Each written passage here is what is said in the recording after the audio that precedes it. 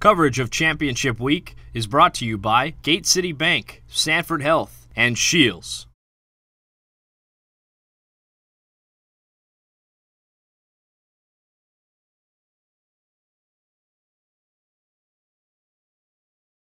Well, let's see him try to beat that on Monday night, okay? Congratulations, Chris. Thank you very much. What great resolve by our guys. That's a great football team that we were able to beat. A lot of respect for Coach Spack in Illinois State. They've got an unbelievable program and great players, and we just made one more play really because it was a game of making plays, and we were fortunate enough to make one more play. And my hat's off to those guys. They had a phenomenal season, and I've got a lot of respect for Coach Spack. With our guys, it's just you never saw any doubt in their mind. You never saw panic in their eyes. We've obviously been in this situation before, even in the playoffs, and our guys just know that, hey, it's our time. And when you have the success that we've had over the past 4 years now, guys just know how to win. And when you know how to win, you just always feel you have that chance. If you can get that last possession, you have that chance. Unbelievable job by our offense of getting down there and getting that score to go ahead. And then, shoot, there was 40-some seconds left, and these guys on defense, I tell you, they could have come down and scored just as quickly. So great job by Esley making a big interception to seal the win. So we'll open up for questions. We will. Once again, please turn off any cell phones you may have and identify yourself and your affiliation and to whom you're directing the question. And let us see you, and we'll have a question right here to start out. Adam, I one's the Vedette. Have you ever played such a crazy game before? Well, it's a valid game, and Patty knows that we have a lot of these games in the Missouri Valley, and there was no question that the best two teams in FCS were playing today in Illinois State and North Dakota State, and the best conference was playing today in the Missouri Valley. So we had a crazy one with South Dakota State in the first round of the playoffs, and but the way it went back and forth on this kind of a stage, pretty special. Question, we have mics. We have over here, right there, third row. Jeff Kopak, the Forum and Far. Carson, can you replay those two long passes to RJ, the 30-plus yards? Were they audibles? Did you call them at the line of scrimmage? Were they called plays? They were both called plays. The first one, I don't know. I mean, you don't really draw it up like that. He just won across the middle, and that was a big play. And the second one, quite frankly, it was a terrible throw. RJ made a heck of a play. No, but that's just that kid. RJ's he's a heck of a player, and for a true freshman to come in this environment, you know, we say it every time he has a big game. I say it, and the kid's just something special, and my hat's off to him.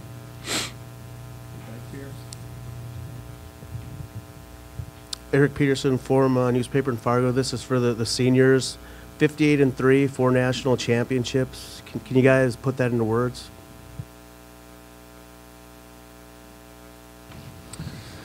Okay, I'll try to put it into words best I can. I mean, it's an amazing accomplishment. You never dream of coming to college and winning 4 straight national championships, only losing 3 games. Like, that's something you only dream about, something that happens in video games or something like that. But to experience it right now, it's unbelievable.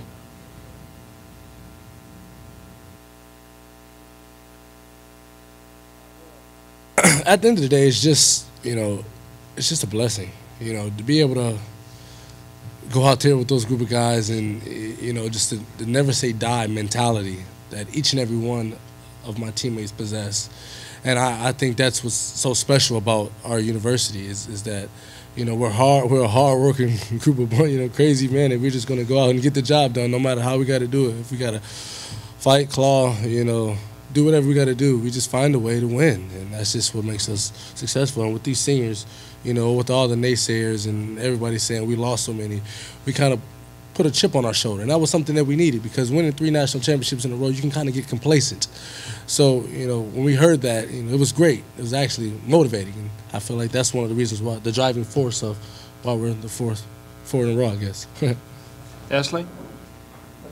Like Carl said, it's just a dream come true. I think if we would have came here as true freshmen and told people our goals, that, yeah, our goal is to win 4 national championships.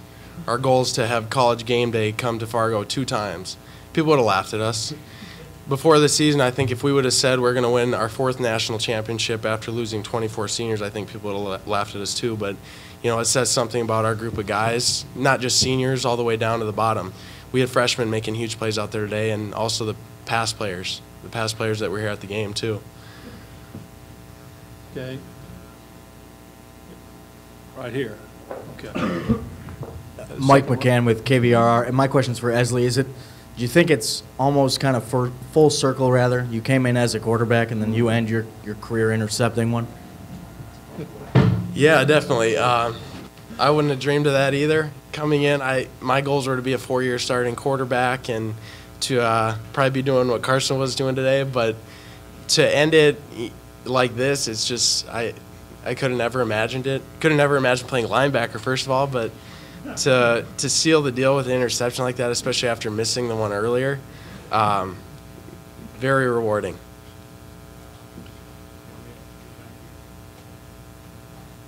Colton Poole, NDSU Spectrum. I guess this question is kind of for all of you. I know Esley talked a little bit about how going into the season, a lot of people doubted without all those seniors whether or not you'd be able to do this again. You know, what does it say for NDSU's tradition and the NDSU story to be able to do it again?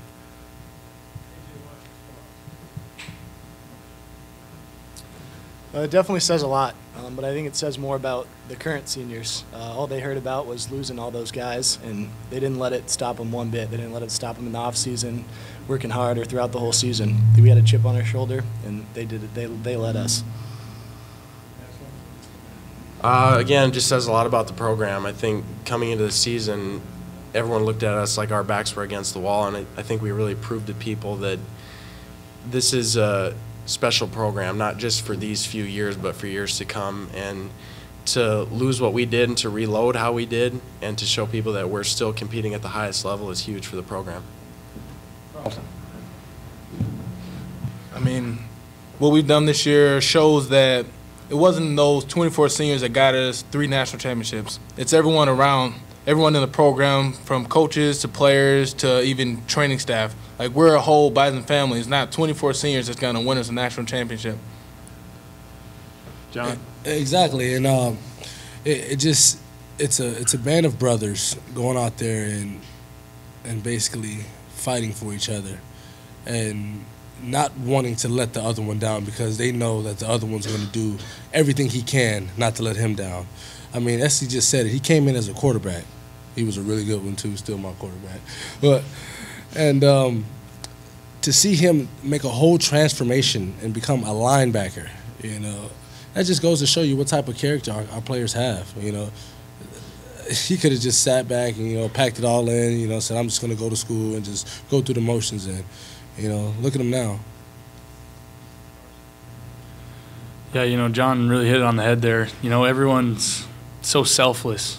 And, you know, that's really the Bison mentality. You know, even if you're a rookie coming in, you might think it's all about me. The coaching staff, Coach Kramer, our strength and conditioning coach, the seniors, the leaders, you know, everyone just always talks about being selfless and playing for the guy next to you. And the tradition, just ever since I got here, I've seen it, and it's something I don't think I'll ever be able to really grasp until I'm out of here.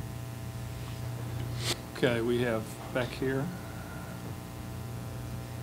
First question is for Chris. Is this, knowing that there's another title game being played in a couple days, is a game like this as good an advertisement as there could be for a playoff? And do you think a playoff could work, your format could work at their level?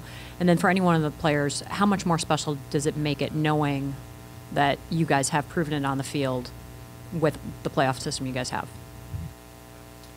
Well, yeah, I think a playoff could work, and we like what we have in FCS. We have 24 teams, and you get a true champion because you got to win a number of games in consecutive weeks. But I don't know if they'll ever do that at that level of having how many teams. Is it 4? Is it 8? So on and so forth. But no, it's fun to have a true champion, and we crowned 2 champions today. We crowned a true Missouri Valley champion today and a national champion today. John, why don't you? I think that with the playoff system, I think that's something that they really should look deeply into, because at the end of the day, when you go to school, you don't want to be just another player. You don't want to be just another school. You know, I feel like at the end of a football season, it's either you're the best or you're just amongst the rest. And I feel like at the end of the day, if you want to hold your your finger up and say we're the best team in the nation, hands down, playoffs, that's perfect, because a bowl game can't. Like TCU, they played great, and other teams didn't play so well. And I think that they really need to think about that, because look at this. This is amazing. Great atmosphere, and at the end of the day, who's number one? Okay, here. Carson, the game-winning touchdown. Was there any debate on what play to run? Was that an audible? Can you give us the details on that? Yeah, we actually called 2 plays right away, and something that I love about Coach Polasek is, right when that timeout had been called, I came over and, I got on the headset and we started talking about what play to call, and, he definitely took my input there, and it's just something that a relationship like that is so nice and so special, to be able for the coach to have confidence in me to kind of almost choose which play, or to at least voice my input. And so we called both plays there, and we were going to get on the ball if I didn't get in and run the other play. So fortunately, we got in the first one. It was actually the same play we scored the touchdown on earlier to Lucas.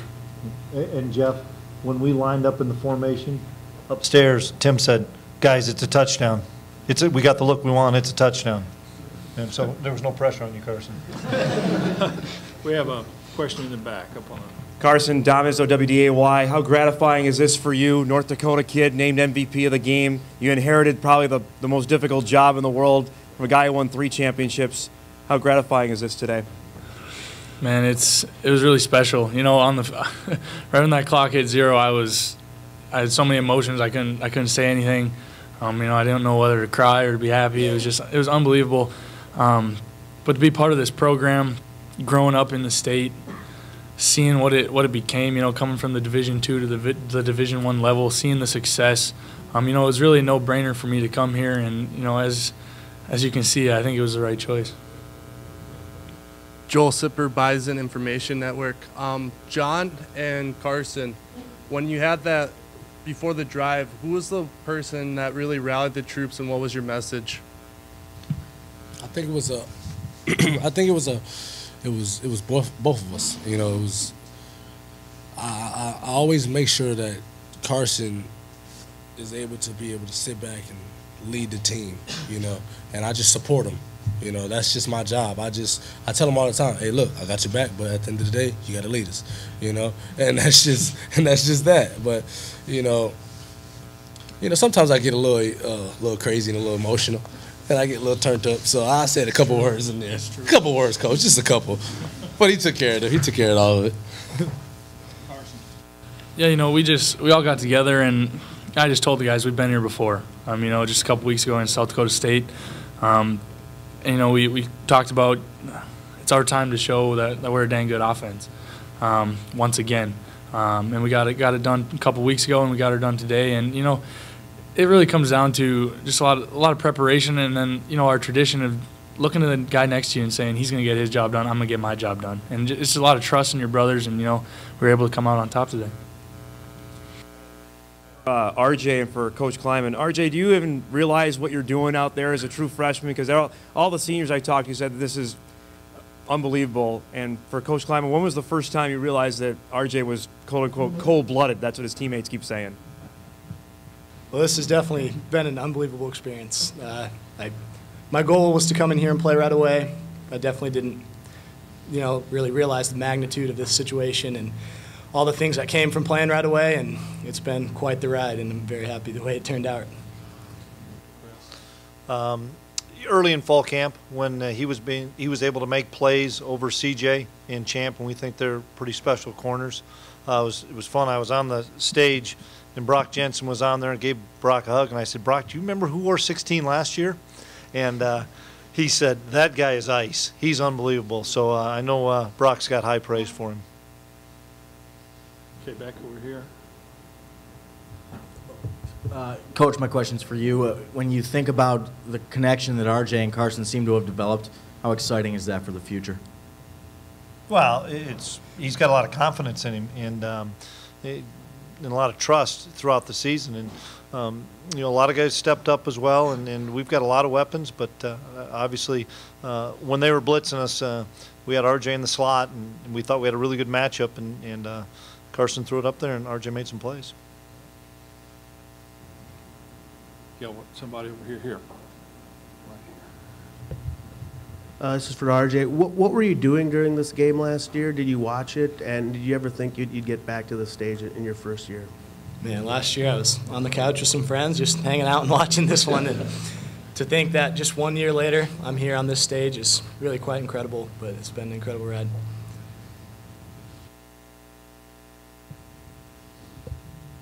RJ, what was going through your mind in the last drive? Obviously, you had 3 or 4 huge catches that turned the momentum. Not a whole lot, to be honest. The beauty of a 2-minute situation is, you know, everything's going so fast, everything's so fast-paced. You don't have a lot of time to think about the situation. You're so zoned in, and we were going so fast. You're tired. You're running. It's pretty easy to stay calm actually because everything's going so fast. You don't really think about it. Chris, you said after the 33-game streak ended that you didn't think you'd ever see that again in FCS football. How about 4 straight national championships? Well, we still had a goal of winning the Missouri Valley and having an opportunity to get in the playoffs. And once you get in the playoffs in FCS, anything can happen. And but we didn't ever talk about that. You know, we talked about winning the Missouri Valley Conference and trying to secure home field advantage. And if we did that, we thought we'd have an opportunity if we played well at home to get back here. But the seniors were driven. They were possessed. They were going to find a way to get back here, and they believed, and they brought all of us along with them in that belief. Okay, we have time for a couple more questions. Good shape. Congratulations. Next year, one for the thumb. We're going to enjoy this one right now. No pressure. Thank you.